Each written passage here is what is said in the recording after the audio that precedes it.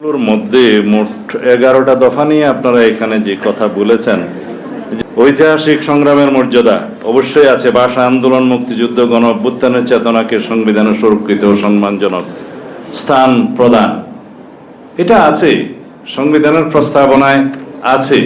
মুক্তিযুদ্ধ, স্বাধীনতা, বাংলাদেশের মানুষের ইচ্ছার অভিপ্রায় সবকিছু আছে, বাস্তবায়নটা আমরা করি না, এটাই হলো ব্যবধান।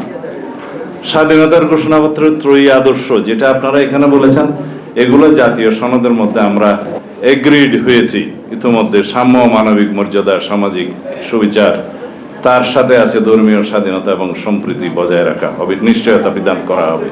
এইটা হচ্ছে রাষ্ট্র পরিচালনার মূলনীতি আর্টিকেল 8 অনুসারে যেটাই নির্ধারিত হোক না কেন, কারণ এই ব্যাখ্যাটা আমি এখন এখানে বিস্তারিত দিলে অনেক সময় লাগবে, যেটাই নির্ধারিত হোক না কেন তার সাথে এই বাক্যটা আমরা গ্রহণ করার জন্য আমরা সম্মত হয়েছি। কারণ আর্টিকেল 8 অনুসারে যেটা এখন বর্তমানে বিদ্যমান সেটা হচ্ছে পঞ্চদশ সংশোধনীর সেটা মূলনীতি, যেখানে আপনাদের এখানে অনেকের মত পার্থক্য থাকতে পারে এই বিষয়ে, সেই জন্য আমি এখানে বেশি এগুলো নিয়ে আলোচনা করব না। সেখানে ধর্মনিরপেক্ষতা আছে, অন্যান্য বিষয় আছে যেগুলোর সাথে আমরা কেউ একমত নই, কেউ আবার একমত, কেউ এটা চায়। যাই হোক, জনগণ যাদেরকে ম্যান্ডেট দিবে সেই মূলনীতি তারা নির্ধারণ করবে। মূলনীতি যাই নির্ধারণ হোক তার সাথে এটা অন্তর্ভুক্ত থাকবে। হয়ে গেল আপনাদের এই দাবিটা পূরণ। অর্থনৈতিক বৈষম্য হ্রাস ও সার্বজনীন সুরক্ষা, এখানে আপনারা যা লিখেছেন আমাদের মাননীয় চেয়ারম্যান সাহেব এই বিষয়ে অবশ্যই বলবেন যদি এই কাগজটি ইতিমধ্যে আপনার কাছে থাকে। এখানে বেকার ভাতা, স্বাস্থ্য বীমা, প্রবীণ ও মাতৃত্বকালীন সহায়তা সহ সামাজিক সুরক্ষার সার্বজনীন ব্যবস্থা প্রণয়নের যে দাবি, ন্যায্য কর নীতি, কর্মসংস্থান, সামাজিক ন্যায় বিচার নিশ্চিত করার দাবি আপনারা দিয়েছেন। আপনারা নিশ্চয়ই আমাদের নেতার বক্তব্য বিভিন্ন সময় শুনে থাকবেন। এই যে হেলথ কার্ড ইস্যু করার জন্য যে ঘোষণা আমাদের 31 দফার নিরিখে দেওয়া হয়েছে, সেটা অনেক বিস্তারিত পরিকল্পনা প্রণয়নের জন্য এখানে ডক্টর পাভেল আছেন, ওনাকে সহ আরো অনেককে সহ সেই কর্মপরিকল্পনা, বিশদ কর্মপরিকল্পনা প্রণয়ন করা হচ্ছে।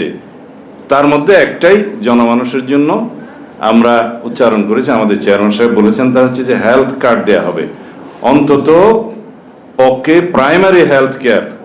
আমার এই বাংলা শব্দগুলো আসতেছে না, আমাকে একটু ক্ষমা করবেন, কারণ আপনারা তো এখানে সব বাংলা বিশারদ। তো প্রাইমারি হেলথ কেয়ারকে নিশ্চিত করার জন্য রাষ্ট্র সেই নিশ্চয়তা বিধান করার জন্য, এমনকি সেই রাইটটাকে আমরা ফান্ডামেন্টাল রাইটসে অন্তর্ভুক্ত করার জন্য এখন উদ্যোগ নেব। তবে একটা বিষয় আছে যে ফান্ডামেন্টাল রাইটসে অন্তর্ভুক্ত হয়ে গেলে যে কোনো নাগরিক সেটা আবার করার জন্য, বাস্তবায়নের জন্য কোর্টে যেতে পারে। সেটা রাষ্ট্রের অর্থনৈতিক সামর্থ্যের উপর নির্ভর করে, সেই জন্য কিছু বিবেচনা করে কোন পর্যায়ের জন্য রাখা যায় সেটা দেখা হবে। সেটা আমাদের চেয়ারম্যান সাহেব ইতিমধ্যেই বিভিন্ন বক্তৃতায় বলেছেন, বেকার ভাতার বিষয়ে বলেছেন। তারপরে বেকার ভাতা কি পরিমাণ দেওয়া হবে সেটা বড় নির্ধারণ হবে, কিন্তু কতদিন পর্যন্ত, কত বছর পর্যন্ত দেয়া হবে, কোন লেভেল থেকে দেয়া হবে সেটা উনি বলেছেন। এবং বলেছেন যে রেশন কার্ডের মতো ফ্যামিলি কার্ড দেয়া হবে, কত লক্ষ পরিবারকে আমরা প্রাথমিকভাবে দেব সেটা আমাদের অর্থনৈতিক সামর্থ্যের উপর নির্ভর করে, এবং সেই পরিবারের, যে পরিবারে দেয়া হবে সেই পরিবারের মহিলা হবেন সেটার মালিক। এইভাবে অন্যান্য যেগুলো আপনারা লিখেছেন ইতিমধ্যে সেগুলো আমাদের পক্ষ থেকে পূরণ হয়ে গেছে। বাকিগুলো হচ্ছে যে রাষ্ট্রীয় পর্যায়ে আসলে সেটা আইনি এবং সাংবিধানিক ভিত্তি দেয়া।